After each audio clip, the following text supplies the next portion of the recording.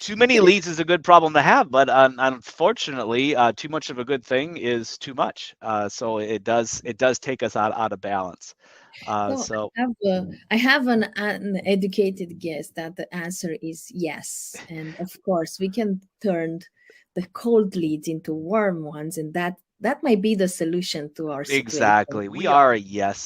yes vlog here, right? So we like to say yes, yes. So how do we do it? Is we want to turn those cold leads into warm ones. And so what I've broken down here is there's really 3 steps that you need to do changing your sales process, so you're not dealing with cold leads or wasting your time with cold leads, but instead you're working with warm leads, and you're going to have a real good idea before you ever talk to that lead, on if it's a good job that you want to look into or if it's something you want to pass on. Does that make sense? Yes, it makes a lot of sense, but still, how can we do this? How can we? Is it possible how to really transform a lead into a warm one? It's always possible, right? So there's 3 steps, as I mentioned before. So let's start with step number 1. So step number 1 is simply we want to qualify before the first call. Historically, what happens is we get a lead, we have a very little information, or perhaps it's just a cold call where somebody randomly calls in. It and what I mean that would be an inbound lead, not necessarily a typical cold call where it's an outbound lead where you're reaching out, but an inbound lead, and they say, "Hey, my name is so and so, and this is what I want to do," and you're like thinking, "Oh, I'm busy right now. Can I call you back?" Or you're trying to gather information as part of a conversation. It's time consuming. You have to block out your calendar. You've got to have your notes ready to go. You have to know if this is the right lead or prospect for you. So the first point of contact should not be a cold call. In other words, we don't want the phone to ring right away. We want to actually ask our leads to do something, and at which we call a qualifying step, before we ever take in that call. So I look at it as that there's 3 primary ways that you're going to get a lead.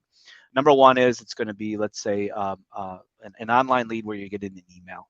Probably the most common way to get a lead. Number 2 is it might be a text message for those of you that are using text services.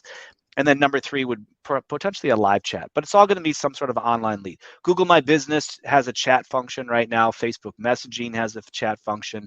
And so there's lots of different ways where people can find you and they can send in that quick call. Hey, how much for this? Do you do this sort of project? Do you build in this sort of location? Those are the typical calls we're going to get. And we have to go through this big rigmarole process of trying to get back in touch with those people, go through our qualifying questions, and then determine, hey, is this a viable lead, or should I pass on that lead? So we're going to add a qualifying step, and there's really two ways that I like to qualify, Diana. The first way is that I'm going to ask the lead to scope out their project.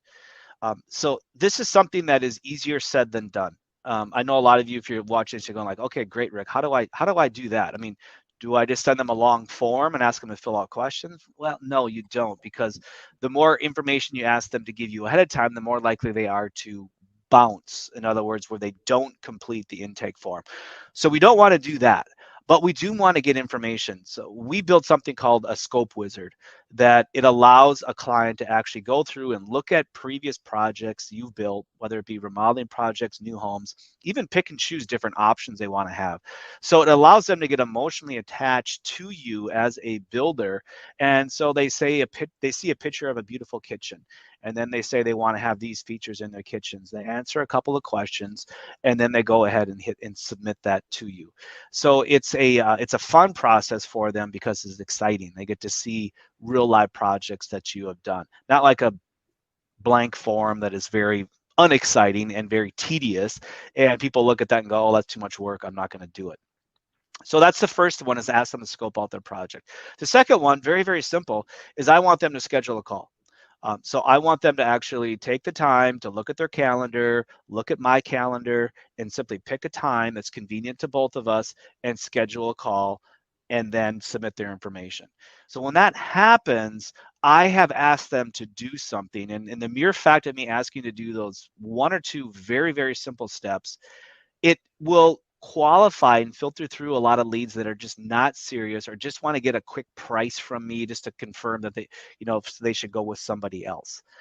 So that's step number 1, Diana, is to qualify before the first call.